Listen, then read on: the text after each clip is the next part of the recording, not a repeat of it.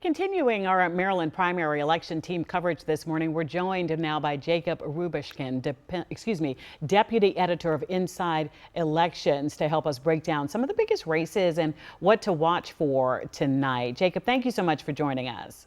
Good morning. Good morning. Let's start with a race that our reporter Jess Arnold just mentioned. We're talking to U.S. Congress in District 5. This is for long-standing Democrat Steny Hoyer's seat. There are 27 candidates. So which stands out to you about this race, or should I say, what stands out about this race?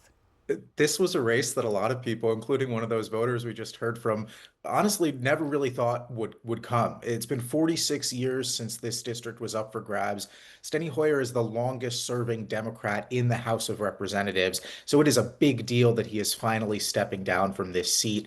And while there is this massive field to replace him, because again, it's been half a century since this safe seat came up for grabs, and whoever wins could hold it for another half century.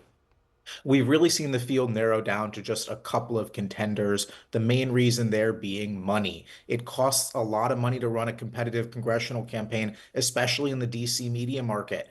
So Adrian Boafo, thanks to the outside support that he's received from APAC Super PAC, from a cryptocurrency Super PAC, he's in the lead right now. Harry Dunn, because of his grassroots fundraising ability, and Quincy Berebe, because of her self-funding capability, are the only three candidates who have actually managed to advertise to any great degree in this race. Then you have some other local office holders, Walla Blagay, Rashawn Baker, who have some name ID that's allowed them to run competitively, but even they are in a separate tier from those top three. And then you have the other 20 candidates who are just hoping for a miracle tonight in a fractured field. Well, look, is it money or is it name recognition or perhaps both? We know that Steny Hoyer has backed Adrian Boafo. So what's better? What leads to the advantage here, in your opinion? Well, luckily for Adrian Boafo, he doesn't need to pick because Right. he's got the money and he's got the institutional support. It would be one thing if he only had one or the other, but when you're receiving both a lot of outside support and you've also got people like Steny Hoyer and Governor Moore and Senator Also Brooks in your corner, there's a reason why he is the clear front runner tonight. Hmm. If he loses, it'll be an upset, but he's got a lot of the pieces of the puzzle already assembled here heading into election day. Okay, let's get in another district here, Congressional District 6, including Montgomery County. A lot of headlines delved into the personal money that's being spent between incumbent April McLean Delaney and then David Trone, who preceded her in that role. I'm talking like 30-something million dollars here of their own money. What will you be watching for? This has quietly become potentially the most expensive House primary in American history, Mm. which is a crazy thing to say, but that's what happens when you've got a millionaire running against a billionaire, both current or former members of Congress, a race that's gotten very personal. Look, the polling has been all over the place here. April McLean Delaney put out a poll from her campaign showing her up 15 points.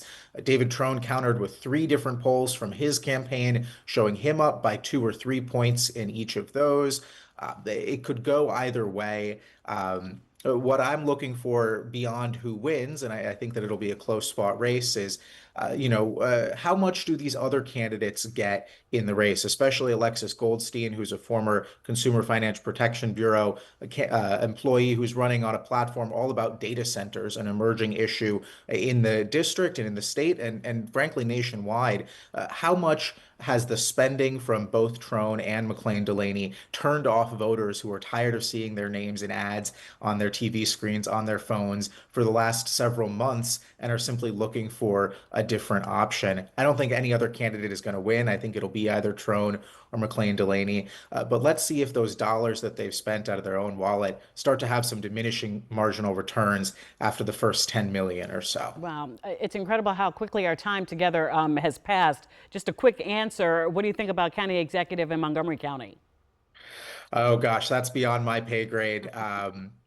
Obviously, a Democrat's going to win in the fall, but beyond that, whether it's Friedson or Will Jawando or Yeah. any of the other candidates who are running, those races are hard fought. I think the last two elections in Montgomery County, those David Blair, Mark Elrich races, both were decided by a handful of votes apiece. So it's perfectly possible that this one is also a nail biter. Jacob, it's never boring, is it? No, ma'am. Okay. This is the deputy editor of Inside Elections. Thank you so much. Come back and spend some time with us. We need more time with you. Thank you. Absolutely. Okay.